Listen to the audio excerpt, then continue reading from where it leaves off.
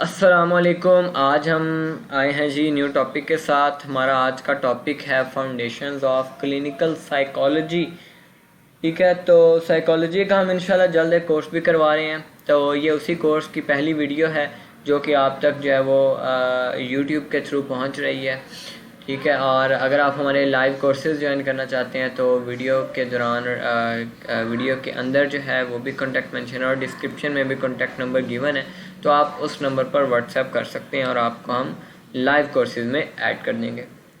तो foundation of clinical psychology, ठीक है, इसका कंटेंट क्या है कि क्लिनिकल साइकोलॉजी की जो बेस है इसमें हमने देखनी क्या होती हैं।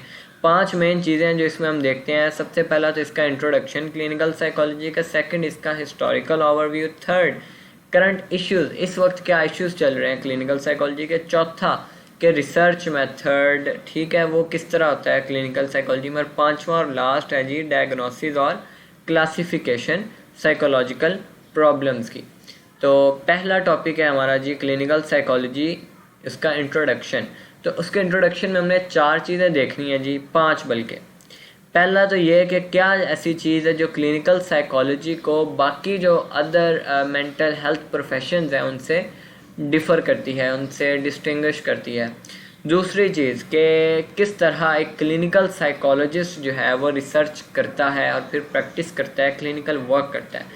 थर्ड के कौन से इस वक्त करंट ट्रेंड हैं जो कि आगे फ्यूचर को अफेक्ट करेंगे, क्लिनिकल साइकोलॉजिस्ट के रोल जो है वो फ्यूचर में जो है उसको प्रमोट करेंगे। और चौथा है जी कि कौन से मेजर कंपोनेंट है डॉक्टरल प्रोग्राम के क्लिनिकल साइकोलॉजी में, यानी कि पीएचडी में क्लिनिकल साइकोलॉजी में क्या पढ़ाया जाता है, उसके मेजर कंपोनेंट क्या हैं।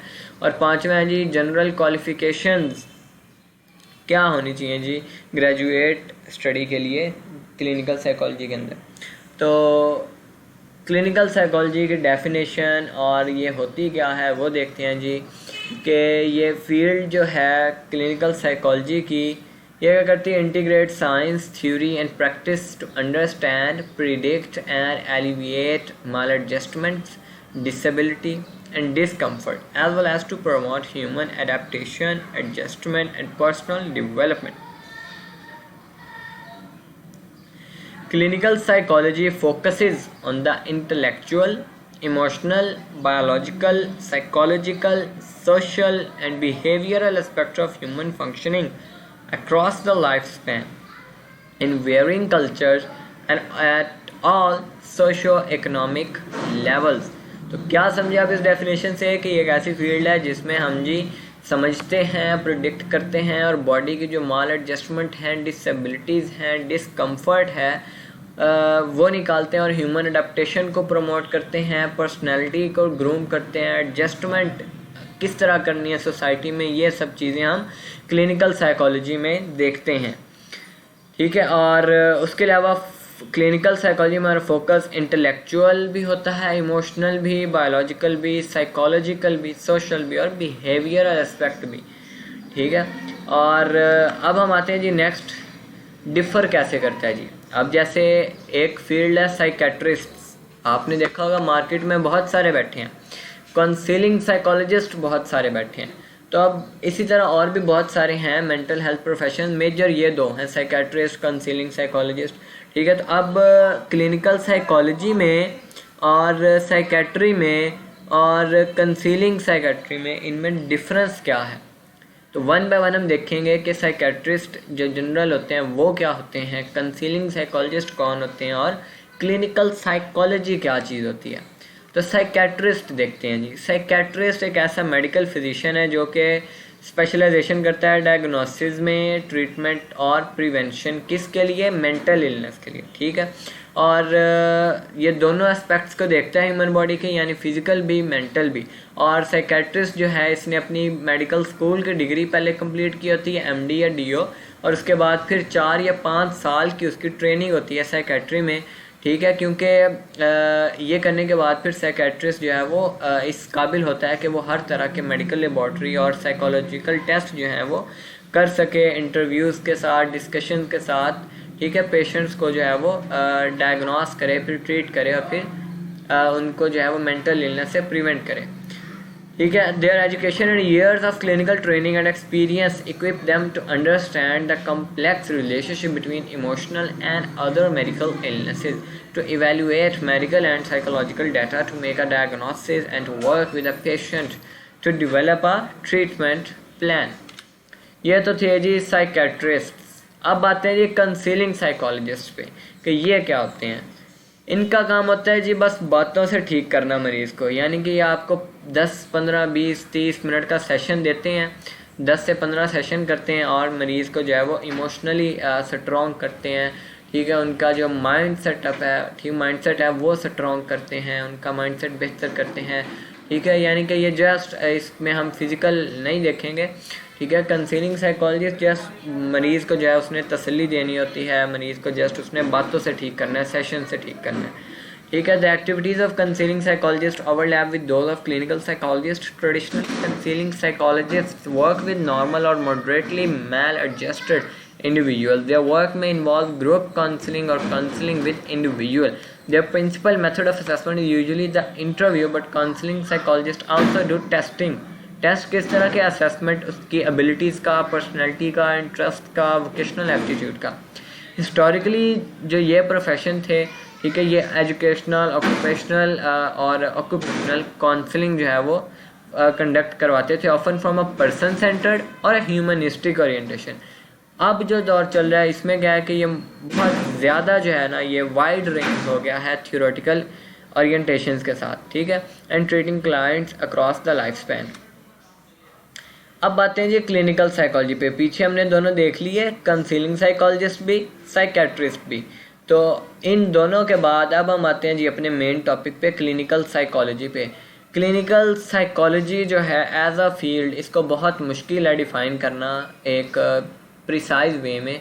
ठीक है, क्योंकि ये बहुत वास्ट एक जो है वो आप कह लें कि ये एक फील्ड है। ठीक है, तो ये आपको टेबल शो हो रहा होगा। क्लिनिकल साइकोलॉजी में ये 6-7 चीज़ें आती हैं: साइकोथेरेपी, डायग्नोसिस या assessment, teaching, clinical supervision, research writing, consultation, administration. ये सारी की सारी चीज़ें क्लिनिकल साइकोलॉजी में आती हैं। तो हम रीड भी कर लेते हैं। The activities of clinical psychologist vary greatly and there is some overlap with other mental health professions. ठीक है, अब ये जो हम वीडियो डिस्कस कर रहे हैं, ठीक है, इसमें हम क्या, we have presented the most current data available on the characteristic and activities of clinical psychologist within a historical context. कि ये आपको टेबल शो हो रहा है, इसमें 1973 से लेकर 2003 तक का डाटा, मेन डाटा प्रोवाइड कर दिया गया है कि साइकोथेरेपी में कि क्या परसेंटेज, और सबसे ज़्यादा है ही साइकोथेरेपी की परसेंटेज। ठीक है, बाकी की कम है, ये आप देख लीजिएगा। ठीक है, और आगे, the modern clinical psychologist typically spends a significant amount of the work week engaged in a direct clinical services, diagnosis or an assessment, administration and research writing.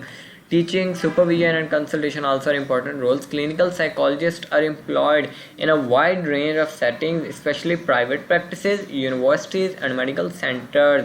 अब ये बताया जा रहा है कि क्लिनिकल साइकोलॉजिस्ट कहाँ पे बैठे हैं, प्राइवेट सेक्टर्स में बैठे हैं, यूनिवर्सिटीज़ में बैठे हैं काउंसलिंग के लिए, और मेडिकल सेंटर्स पे बैठे हैं। According to the survey, most clinical psychologist are men. ठीक है, जो मार्केट में बैठे हैं मोस्ट क्लिनिकल साइकोलॉजी वो आदमी है, लेकिन जो ज़्यादा तादाद में ग्रेजुएट हुए हैं वो वुमेन है। And the most frequently endorsed theoretical orientation are eclectic or integrative और कॉग्निटिव एंड साइकोडायनामिक।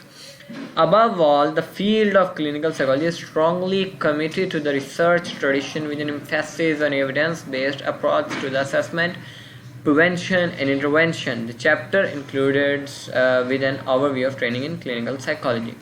ये सब clinical psychology में यानी क्या आता है जो मैंने आपको बताया। की टर्म्स इसमें जो कुछ जो है वो साइकोलॉजी, क्लिनिकल साइकोलॉजी को स्टार्ट करने से पहले आपको कुछ की टर्म्स हैं जो कि पता होनी चाहिए। पहली एक्रीडिटेशन टर्म यूज़ होगी। ठीक है, उसको आप देखेंगे ये क्या होती है कि डेजिग्नेशन है जो कि अमेरिकन साइकोलॉजिकल एसोसिएशन की तरफ से दी जाती है किसी भी साइकोलॉजिकल ट्रेनिंग प्रोग्राम को।